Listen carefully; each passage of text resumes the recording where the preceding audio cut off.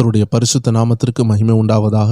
இந்த அருமையான கால வேளையில் கர்த்தர் நம்மளோடு பேசுகிற ஒரு அருமையான வார்த்தை சங்கீதம் 138 3வது வசனம். நான் கூப்பிட்ட நாளிலே எனக்கு மறு உத்தரவு அருளினீர், என் ஆத்துமாவிலே பலன் தந்து என்னை தைரியப்படுத்தினீர். ஆம் தேவ ஜனங்களே, அற்புதமான வார்த்தை. நம்ம கூப்பிட்ட நாளில் கர்த்தர் நமக்கு மறு உத்தரவு அருளுகிறார். அநேகருக்கு அந்த சவுண்டு கேட்குது, அநேகரால் அந்த சவுண்டை கேட்க முடியல. இந்த கர்த்தர் அருளுகிற அந்த சத்தம் மறு உத்தரவு நீங்கள் கேட்டுட்டீங்கன்னா என்ன நடக்கும் தெரியுமா? உங்கள் ஆத்துமாவில் பலன் வரும். அழகாக சொல்லப்படுகிறது, என் ஆத்துமாவிலே பலன் தந்து என்னை தைரியப்படுத்தினீர். ஒவ்வொரு நாளும் வேதத்தை ஏன் வாசிக்க வேண்டும்? ஒவ்வொரு நபருக்கும் பிரச்சனை உண்டு. பிரச்சனை இல்லை என்று ஒரு நபர் சொல்ல முடியுமா? சொல்லவே முடியாது. பிரச்சனை இல்லை என்று சொல்கிறாங்கன்னா அவங்களுக்கு பிரச்சனை என்ன என்று தெரியவில்லை. தினமும் ஜெபிக்க முடிகிறதா? தினமும் வேதத்தை வாசிக்க முடிகிறதா? பரிசுத்தமாக வாழ முடிகிறதா? கர்த்தருடைய சத்தத்தை கேட்க முடிகிறதா? இதெல்லாம் ஆவிக்குரிய பிரச்சனைகள். இதிலேயே நம்மளால் தோற்று போய் விடுகிறோம். பிரச்சனை இல்லை என்று ஒரு கிறிஸ்தவன் சொல்கிறான்னா அவன் கிறிஸ்தவனே கிடையாது. ஏன்னா ஆண்டுடைய வசனம் சொல்லுகிறது, உலகத்தில் உபத்திரம் உண்டு. அப்போ ஏதோ ஒரு விதத்தில் நீங்கள் உபத்திரத்தில் இருப்பீங்க. உபத்திரவனா ஆண்டவராக்கி இயேசு உங்களை சிலுவை சுமக்க வேண்டும் என்று சொல்லியிருக்கிறார். அவர் உங்களுக்காக சிலுவை சுமந்தார். இந்த உலகத்தில் நீங்கள் அவருக்காக சிலுவை சுமக்கணும். இனி பரலோகத்திலலாம் போய் நம்ம சிலுவைலாம் சுமக்க முடியாது. இந்த பூமியில் வாழ்கிற ஒரே வாழ்க்கையில் என்னன்னாலும் வரலாம். வியாதி வரலாம், கடன் வரலாம். உண்மையை சொன்னால் நீங்கள் வியாதி வந்தும் தேவனுடைய நண்பனாக இருக்க முடியும். கடன்லையும் நீங்கள் தேவனுடைய நண்பனாக இருக்க முடியும். சில நேரம் சில போராட்டம் திடீர்னு வந்துவிடும். ஏன் இது வந்து விட்டது? தேவ ஜனங்களே, ஆண்டவர் நம்மளை தாழ்மையாக இருக்கிறதற்காக சில போராட்டத்துக்குள் அனுமதிப்பார். நீங்கள் நினைச்சதும் நினைக்காதற்குள்ளாடியும் நீங்கள் போய்விட்டு வந்திருக்கலாம். ஆண்டவரே, கேவலமான விஷயத்தில் நான் விழுந்து விட்டேனே. தேவ ஜனங்களே, ஆண்டவர் உங்களை பாதுகாக்கிறதற்காக சில போராட்டத்தை அனுமதிச்சிருப்பார். அதை நீங்கள் உணர்வடைய வேண்டும். உங்கள் வாழ்க்கையில் சில போராட்டம் உங்களை தொடர்ந்து வருகிறதா? அந்த போராட்டம் தான் சொல்லுகிறது, நீ தனியாக போராட முடியாது, உனக்கு ஒரு இரட்சகர் வேண்டும் என்று சொல்லுகிறது. போராட்டம் இல்லை என்றால் நம்ம இயேசு கிறிஸ்துவை சார்ந்து கொள்ள மாட்டோம், அவருடைய வசனத்தை சார்ந்து கொள்ள மாட்டோம். தேவ ஜனங்கள் அறிய வேண்டிய ஒரு ரகசியத்தை சொல்லுகிறேன். நாம் கூப்பிட்ட நாளில் கர்த்தர் மறு உத்தரவு அருளுகிறார். எல்லாருக்கும் அருளப்படுகிறது. ஆனால் சிலர் மாத்திரமே அந்த அருளப்பட்ட வார்த்தையை உணர்கிறார்கள்.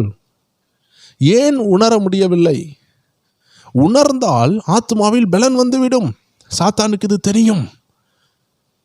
தினமும் பைபிள் வாசிக்க சொல்றது காரணம் என்ன? நம்ம எல்லாருக்கும் உபத்திரவம் இருக்குது. இந்த உபத்திரவத்தில் நமக்கு பலன் வேண்டும். நிறைய போராட்டம் இருக்கு. எந்த போராட்டத்திற்குமே ஆண்டவர் பலன் தரார். பாருங்களேன், இன்டர்வியூ எழுத போகிறதுக்கு இன்னைக்கு பயந்துக்கிட்டு இருக்கிறோம். ஆனால் பழைய காலத்தில் தேவ மனிதர்கள் அடி வாங்கி சிறையிலே தூக்கி போட்டாங்க. ஆனாலும் அவங்க பயப்படலை.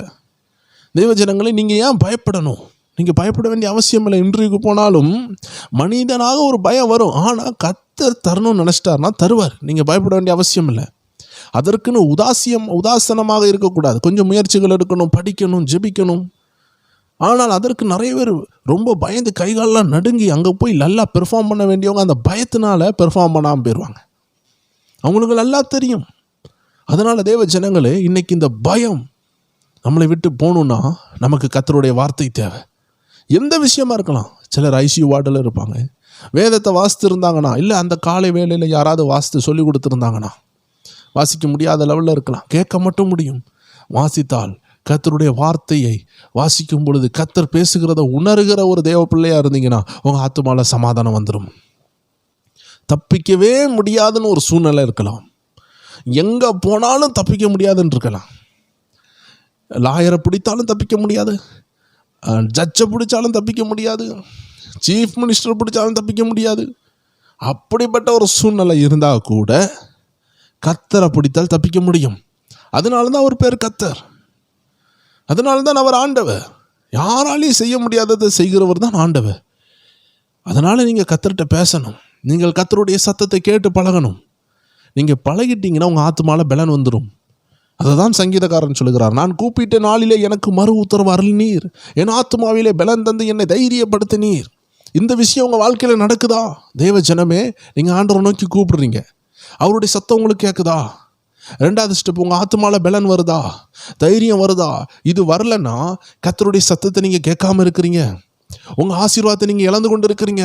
ஏன்னா நம்ம வாழ்கிற வாழ்க்கை போராட்டம் உள்ள வாழ்க்கை, lot of trials and temptations. அப்போ இதிலிருந்து நம்ம எப்படி எழும்ப முடியும்? கர்த்தருடைய சத்தத்தை கேட்கணும். பிள்ளைகள் படிக்க மாட்டேங்குது, உடனே டிப்ரெஷன். கணவர் அன்பா இல்லை, டிப்ரெஷன். வேலை இல்லை, டிப்ரெஷன். இதெல்லாம் வந்து ஹை ப்ரெஷர், ரொம்ப ப்ரெஷர் வந்து ஸ்ட்ரோக் வருது, ரொம்ப ப்ரெஷர் வந்து பேரலைஸ் ஆகிருக்கிறாங்க, ரொம்ப ப்ரெஷர் வந்து பிரெயினில் உள்ள நரம்பு வெடித்து செத்து போனவங்க இருக்கிறாங்க. தேவ ஜனங்களை, நீங்கள் தான் அதற்கு இடம் கொடுக்குறீங்க. அந்த பிசாசுக்கு நீங்கள் தான் இடம் கொடுக்குறீங்க.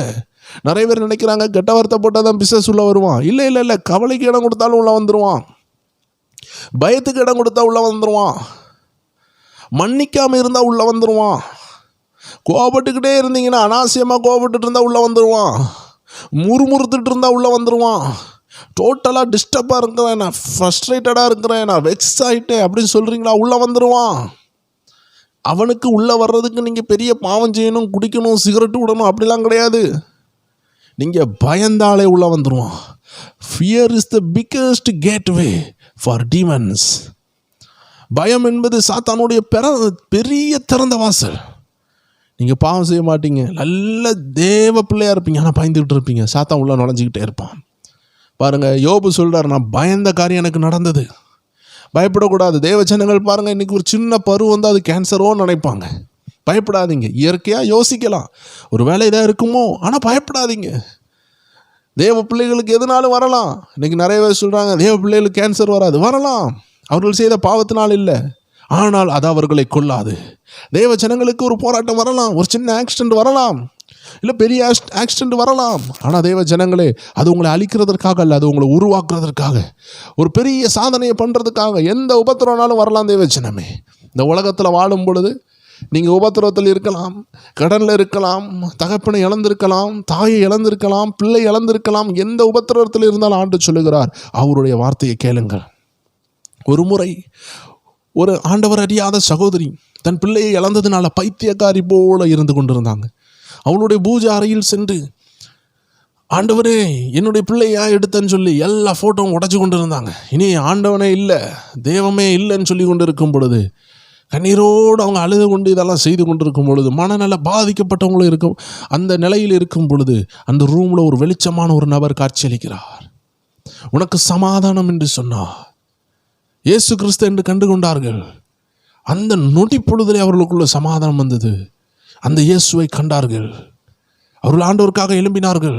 ஒரு வார்த்தை தான், ஒரே ஒரு வார்த்தை, பிள்ளை இழந்த துக்கம் மாறினது.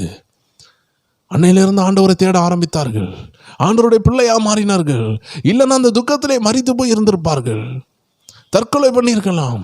எப்படி வாழ்க்கை மாறினது? ஆண்டவருடைய சமாதானம் உள்ள நிறைத்தது. ஆம் தேவ ஜனங்களை, நம்ம ஒவ்வொரு பேரும் அந்த சமாதானத்தை பெற்றுக்கொள்ள கடமை உள்ளவர்களாக இருக்கிறோம். கம்பல்சரி நம்ம பெற்றுக்கொள்ள வேண்டும். இன்றைக்கி இந்த உலகத்தில் நிறைய பேருக்கு சுகர், ப்ரெஷர் எல்லாம் வரதுக்கு காரணம், அவர்கள் கர்த்தருடைய சத்தத்தை கேட்டு பழகவில்லை.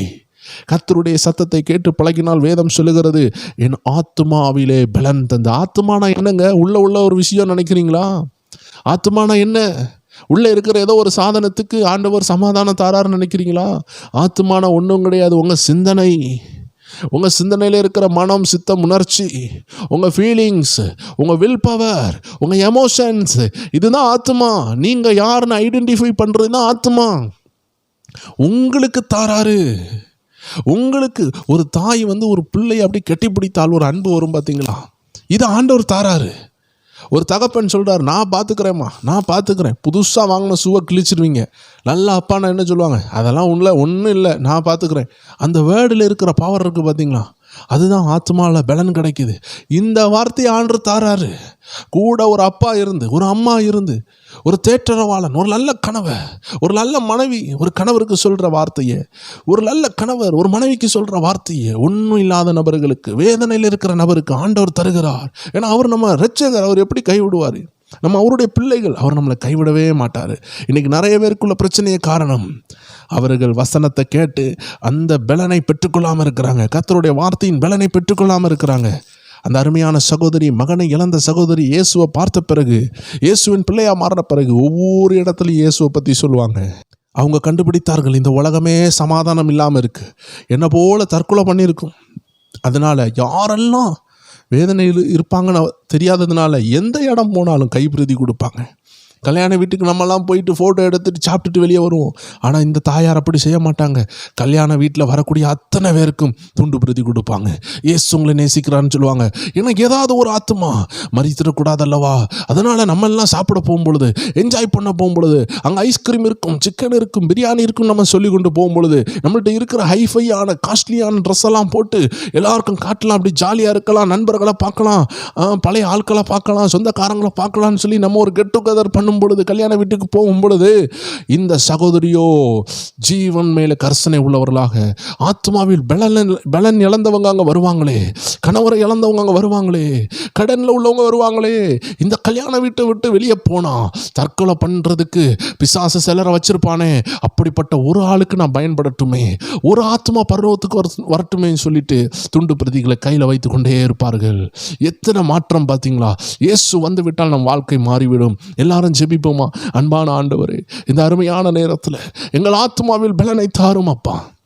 அந்த சத்தத்தை கண்டுபிடிக்க, கர்த்தருடைய சத்தம் இருதயத்தை ஆண்டவரை பலப்படுத்துகிறதை கண்டுபிடிக்க, கர்த்தருடைய சத்தம் காதை வனாந்தரத்தை அதிர பண்ணுகிறதை, அந்த சத்தத்தை ஜனங்கள் கண்டுபிடிக்க, என் தேவாதி தேவனே, எல்லா டிஸ்ட்ராக்ஷன்ல இருந்து, எல்லா குழப்பங்கள்ல இருந்து எங்கள் ஜனங்களை விடுதலையாக்கும்.